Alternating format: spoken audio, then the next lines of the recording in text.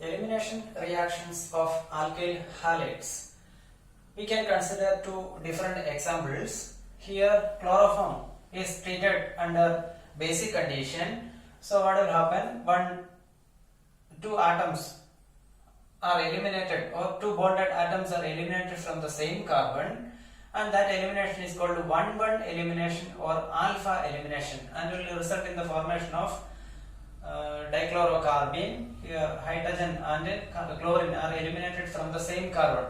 And in the other case, here one bromine there, halogen is there, another hydrogen from nearby carbon is there, and bromine from this position and hydrogen from the nearby carbon are eliminated, and this position is called alpha position and this is called beta position, or 1-2. That is called 1-2 elimination, 1-2 elimination or beta elimination. That will result in the formation of an alkene. So alpha elimination means elimination from the same carbon, and here beta elimination means elimination from adjacent carbons, and gamma and delta elimination is also there.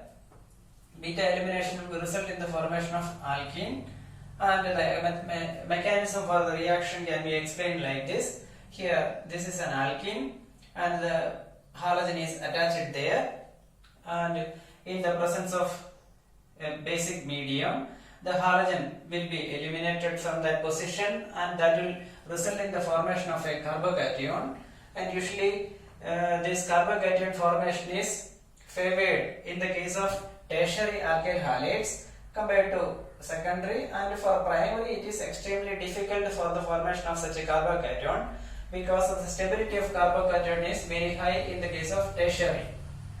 And in the next step, and this is actually the rate determining slowest step, and in the next step a proton from an adjacent carbon is abstracted by a base, resulted in the formation of, that is abstracted by a base, and that electron density shifted towards this one, and that will result in the formation of a carbon-carbon double bond or alkene. And we can see that in this reaction the rate of reaction is proportional to concentration of substrate, because in the rate determining step only the substrate is involved. So it is a unimolecular reaction, otherwise the elimination is unimolecular, otherwise we can say it as even elimination or unimolecular elimination. And usually the substitution and eliminations SN1 and E1 will result in the formation of carbocation, same carbocation. So usually elimination and the substitution SN1 and E1 reactions are in competition. That depends on the substrate and the attacking or the reaction condition and temperature. Depending on that one, either SN1 or E1 may happen. Now we can consider one example here. Here is an alkyl halide. So halogen is eliminated from that position, so it will result in the formation of a carbocation, and that carbocation, now it can be, in this carbocation the two adjacent carbons are there, that two carbons having protons, so two different types of beta hydrogens are there. So if this beta hydrogen is abstracted by a proton, that will result in the formation of an alkene which is having this structure. And if this proton is abstracted by a base, that will result in the formation of another alkene. And we are having two possibilities here, two different alkene possibilities here. If we are checking the substitutions of these alkenes, we can see that here 1 and 2, only two substitutions are there, and here in this case three substitutions are there in this alkene. So otherwise we can say this is a more substituted alkene, and such alkenes are called sites of products. This is actually Seisert's rule. The more substituted alkene will be the more stable. And here this Hoffman product, the least substitution one is called Hoffman product, And why the sites of product or the more substituted alkene is more stable? That we can explain with the help of this hyperconjugation possibilities. Here this structure is given here, and here we can see in this substitution there are hydrogens, and these hydrogens, this bond can be shifted here, it is shifted here, that is one resonance form. So we can represent like this, double bond here and this double bond is shifted here. So it is a resonance, form. Such resonance are called, here one bond is shifted here, so it is a carbon hydrogen bond is not visible here. Such one is called non-bond resonance or hyperconjugation. Here three hydrogens are here for hyperconjugation, another three. So total 9 hydrogens are here for hyperconjugation, or 9 different resonating forms are possible. If this is also CH3, then 3 more, that means 12 possibility there, but in this molecule only 3 plus 3 plus 3, 9 possibilities are there. If you are considering the Hofmann product or the least substituted alkene, we can see that here 3 hydrogens are able to form resonating contributions. Here 2 hydrogens can form resonating contributions, so totally 5 hydrogens can form resonating contributions. That means 5 different resonating forms are there. But in this alkene, 9 different resonating forms there, but here only 5 different possibilities. We know that structures which are having more resonating possibilities. More resonating possibilities means more stability or plus energy situation. So sex of product can be explained with the help of hyperconjugation or non-bond resonance. We already mentioned that elimination reactions are in competition with the substitution, or SN1 bar elimination possibility is there.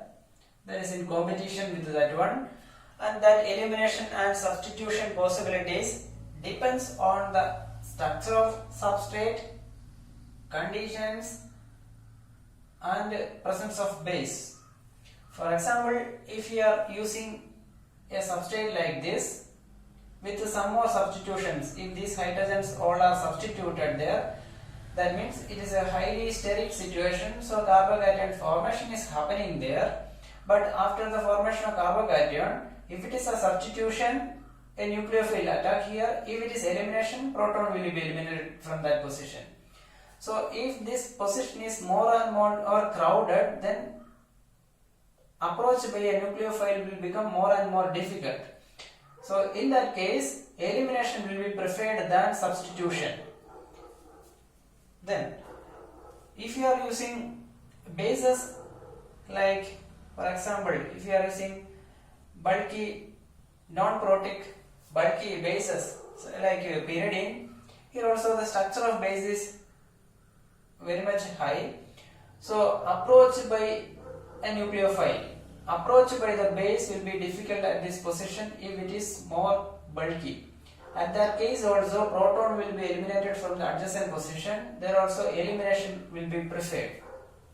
And another condition, if you are increasing the temperature of the reaction medium, then also it will be difficult for the nucleophile to approach this position, and abstraction of proton will happen in that case also. Our easy way is abstraction of proton at a high temperature. So if we want to, as both these are in competition, if we want to get a substitution product or elimination product, or if we want to produce alkene or unsaturated situation, then we should use conditions matching for that one. Then we can consider another example here. Here is an alkyl halide. That alkyl halide, the proton is a tertiary one, so carbocation formation is easy there. And if a proton is abstracted from this position, then we will get a product here. And if the proton is abstracted from this position to form alkene, we will get alkene product. And observing these two products, we can see that here only two substitutions, here 3 substitutions are there. 1, 2, 3 substitutions are there. That means it is a sides of product and this is the Hoffman product. And usually sides of product or more substituted one. That means here more hyperconjugation and resonance possibilities. So it is more stable one. And the formation of these two different cis and trans geometrical isomeric forms can be explained with the help of Newman projection formula of the starting material. Here two Newman projection forms are possible for that one, and we know that in the presence in this Newman projection we can have this halogen here and hydrogen here in the same plane. That is actually an opposite, that we will call anti-periplanar.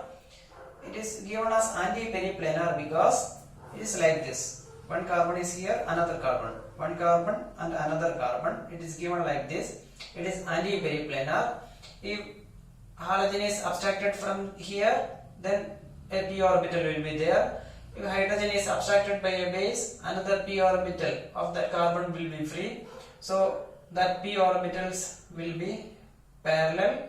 So if the p orbitals are parallel, then lateral overlapping will be easy. That means formation of pi bond will be easy here.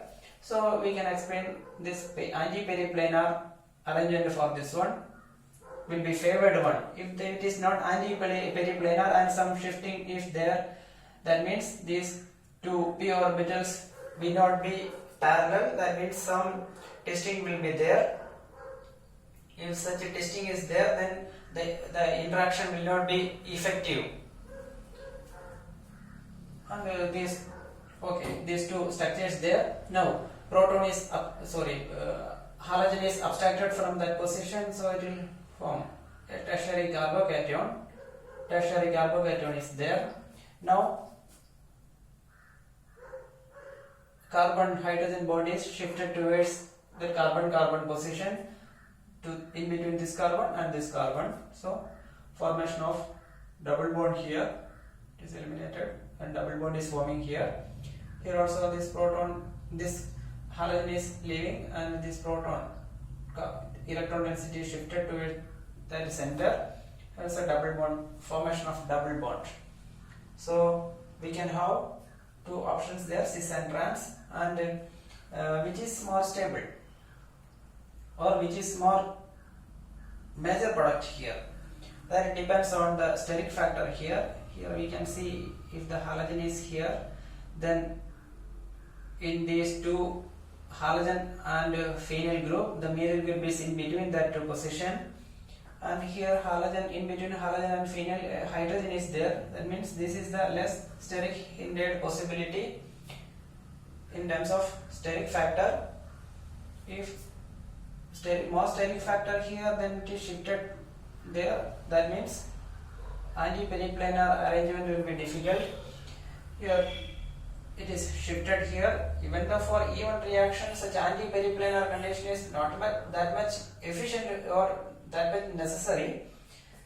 Here it is leaving to shifted here. That means this is a stable configuration, so stable conformation. So it is the trans product will be the stable one, because we can see one carbon and another carbon. So you can see hydrogen and phenyl at one side. So hydrogen and phenyl at one side, then methyl at one carbon and methyl at another carbon. These two are at the other side.